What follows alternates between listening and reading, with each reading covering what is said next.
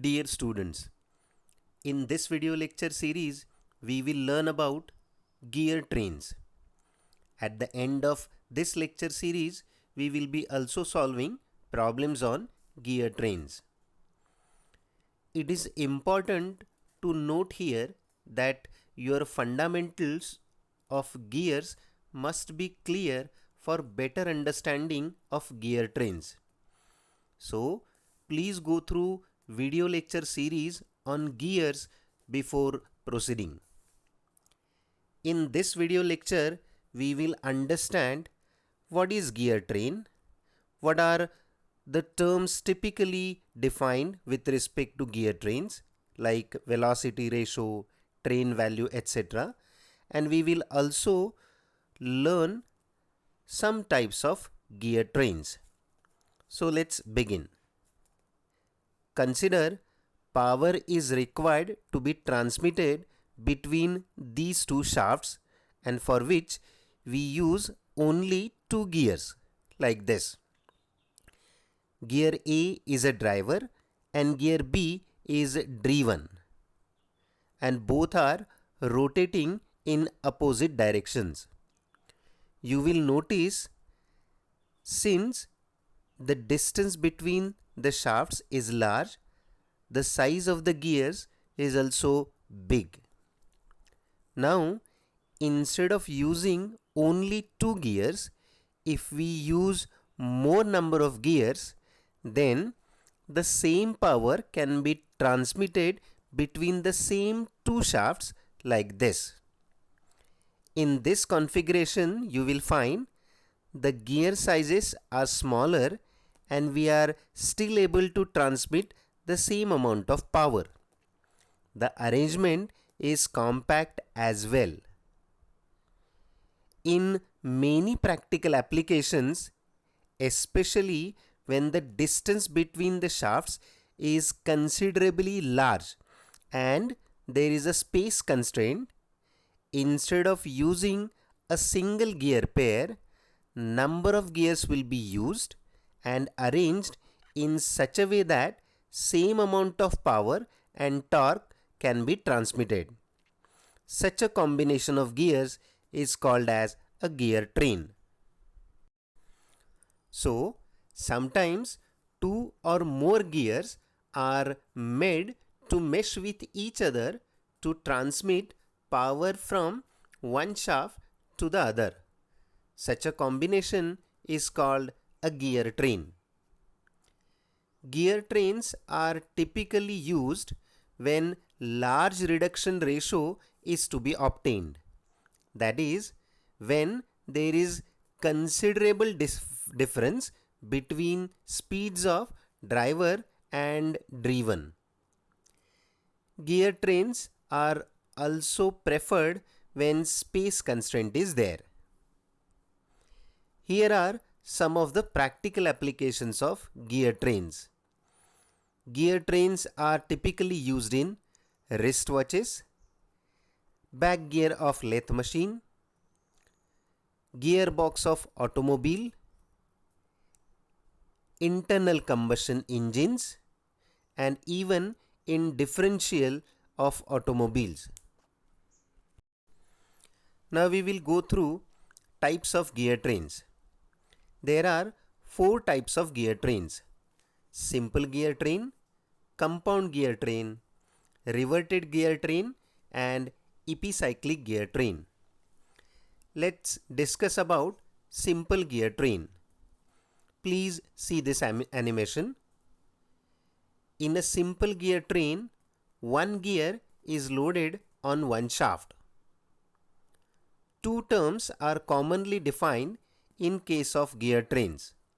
The first one is velocity ratio and the second one is train value. Velocity ratio is a ratio of speed of driver and speed of driven. So it is equal to N1 upon N2. Well, this is equal to T2 upon T1. That is number of teeth on driven upon number of teeth on driver gear. Now you will wonder how N1 upon N2 is equal to T2 upon T1. To understand this, let's get back to the basics of gears. When two gears mesh with each other, their pitch line velocity must be same. Therefore, V1 must be equal to V2. Let's replace V in terms of R and omega.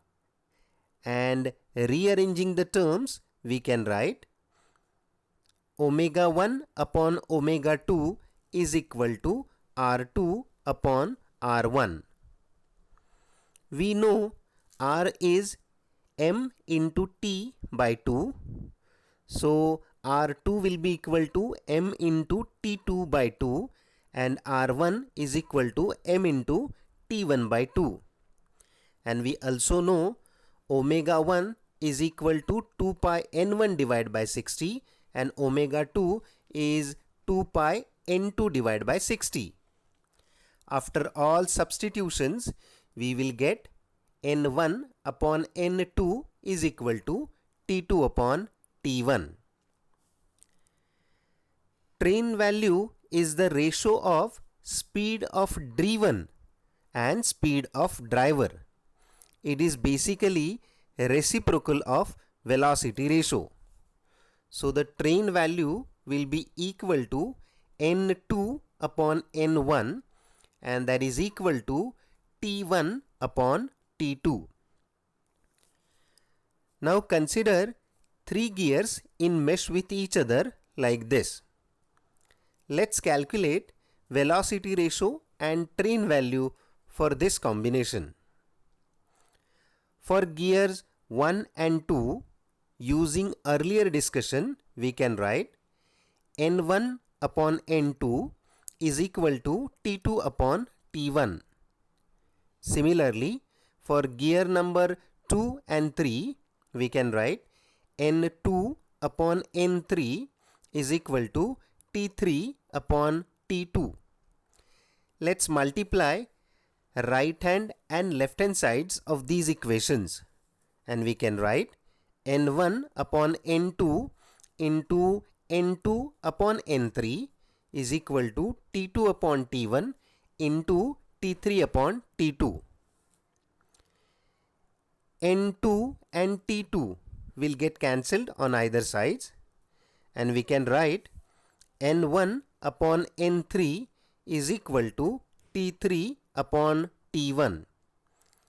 It is clear that speed and number of teeth of gear 2 doesn't affect the velocity ratio. If we use same discussion for gear train with 4 gears, then we can get N1 upon N4 is equal to T4 upon T1. Once again, N2, N1 and not N1, N3, that is N2, N3 and T2, T3 doesn't affect the velocity ratio. That's because these gears are idler gears.